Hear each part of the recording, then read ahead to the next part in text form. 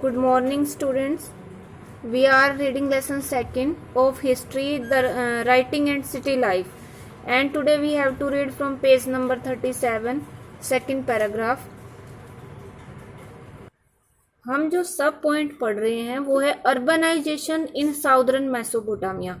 दक्षिणी मेसोपोटामिया में शहरीकरण कैसे हुआ, वहाँ के मंदिर कैसे बने, राजाओं ने उसमें क्या कंट्रीब्यूशन दिया, ये सब हम इस पॉइंट में पढ़ रहे थे। इसमें हमने पढ़ा था कि 5000 ईयर्स एगो 5000 साल पहले जो साउथ मेसोपोटामिया थी वहाँ पे सेटलमेंट स्थापित होने लगी, बस्तियाँ बनने लगी। इन बस्तियों में कुछ प्राचीन ऐसी बस्तियां थी जिन्होंने पुराने शहरों का रूप ले लिया, और ये शहर भी कई तरह के थे। पहला जो टाइप था वो था जो मंदिर के चारों तरफ जो विकसित हुए, और दूसरे जो थे वो ट्रेड के सेंटर के रूप में विकसित हुए, और जो बाकी थे वो इंपीरियल सिटीज उनको हम कह सकते हैं।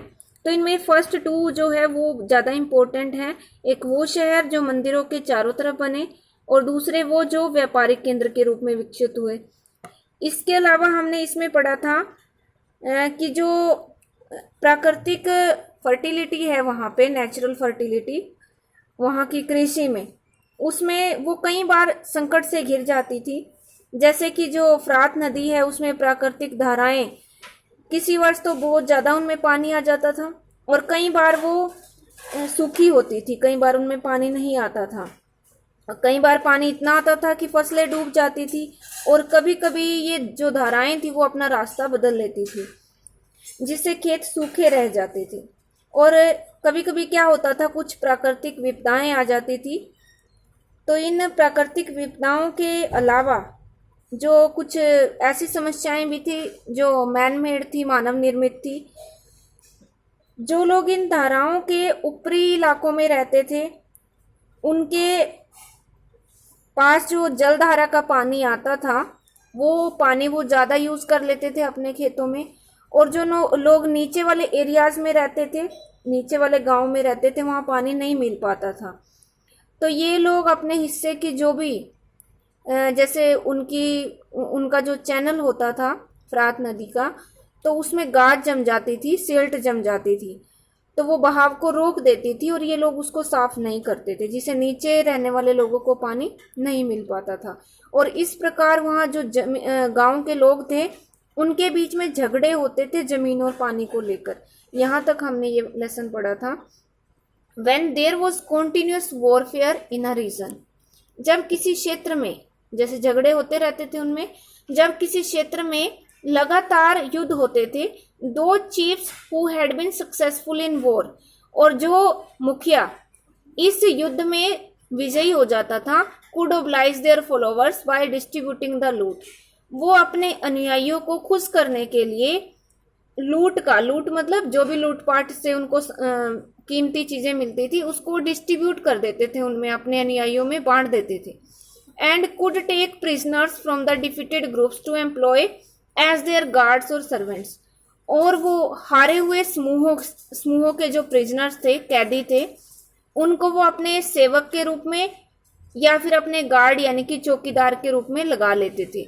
सो they could increase their influence and clout, और इस प्रकार वो अपना प्रभाव बढ़ा लेते थे, और क्लाउड का मतलब होता है अपने अनुयायियों की संख्या, उसको भी इंक्रीज कर लेते थे। Such war leaders however would be here today and gone tomorrow, और ऐसे जो युद्ध के मुखिया थे, नेता थे, ऐसा नहीं था कि वो हमेशा ही बने रहते थे, आज वो यहाँ है तो कल वो चले जाते थे, यानी कि एक दिन वो अपनी पोजीशन को खो लेते थे।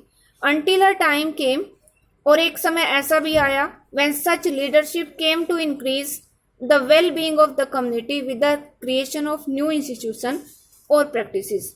एक टाइम ऐसा भी आया जब ये मुखिया जो थे वो कम्युनिटी के वेल बीइंग के लिए, यानी कि कम्युनिटी के हितों को बढ़ावा देने के लिए, समुदाय के हितों की रक्षा करने के लिए ये सामने आए, या उनके हितों की रक्षा करना उन्होंने शुरू कर दिया।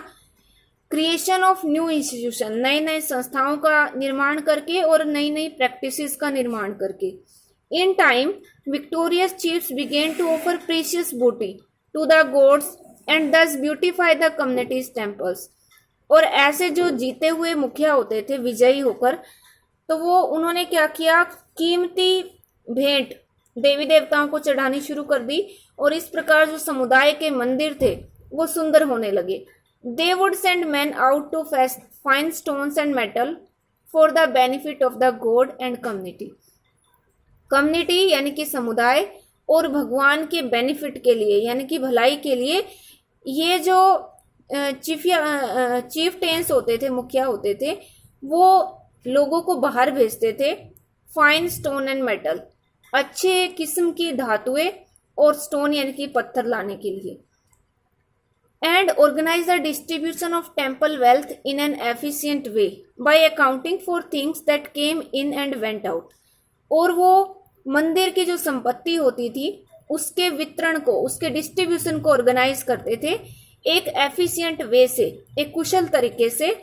क्या करके, बाय अकाउंटिंग फॉर थिंग्स, उन सारी चीजों का हिसाब किताब रखकर, that came in and went out, जो उनके गांव में लाई जाती थी और भेजी जाती थी।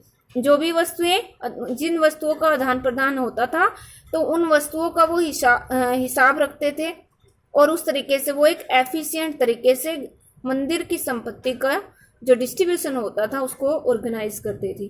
एज द पोएम अबाउट एनमरकर सोज, जैसे कि एनमरकर की कविता हमने पढ़ी थी, वो ये दिखाती है, this gave the king high status and the authority to command the community, कि ये जो चीज है वो राजा को एक ऊंचा स्तर प्रदान कर देती है और उसको अपने समुदाय के ऊपर एक नियंत्रण स्थापित करने का अधिकार दे देती है।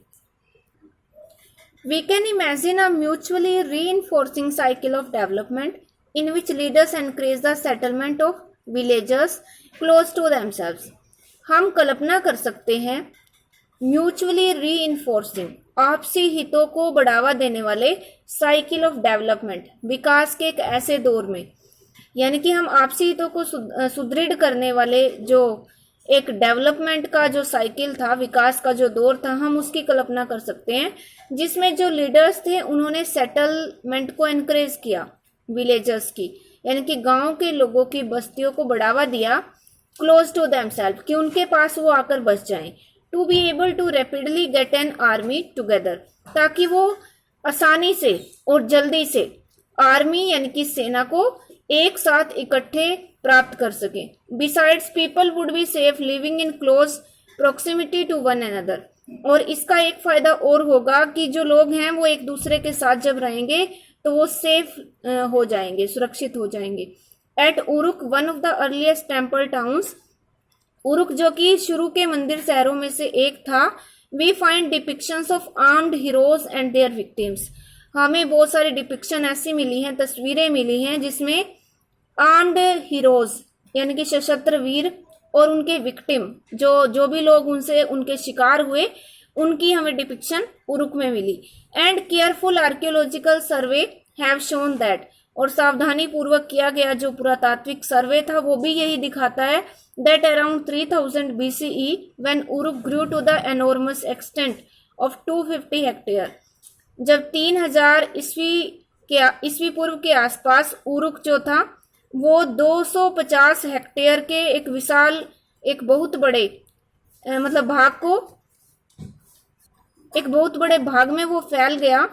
Twice as large as Mohenjodaro would be in later centuries, Mohenjodaro जो कि बाद की सेंचुरीज में विकसित हुआ, उससे ये ट्वाइस मीन्स दुगना था। Dozens of small villages were deserted, तो जब ये विस्तृत हुआ, बड़ा शहर बना, तो दर्जनों गांव जो छोटे गांव थे वो वीरान हो गए, डेजर्टेड हो गए।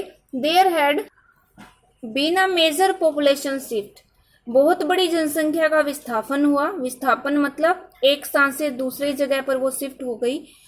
Significantly Uruk also came to have a defensive wall at a very early date, जो उरुक है वो शुरुआत से ही उसमें सुरक्षात्मक दीवार बनी हुई थी। The site was continuously occupied from about 4200 BCE to about 400 CE, और ये जो स्थान था वो लगातार 4200 ईस्वी पूर्व से लेकर 400 ईस्वी तक अपना अस्तित्व इसने बनाए रखा। And around 2800 BCE it expanded to 400 hectares, और 2800 ईस्वी पूर्व के आसपास ये 400 हेक्टेयर में फैल गया, यानी कि 250 हेक्टेयर से ये 400 हेक्टेयर में फैल गया और भी बड़ा हो गया।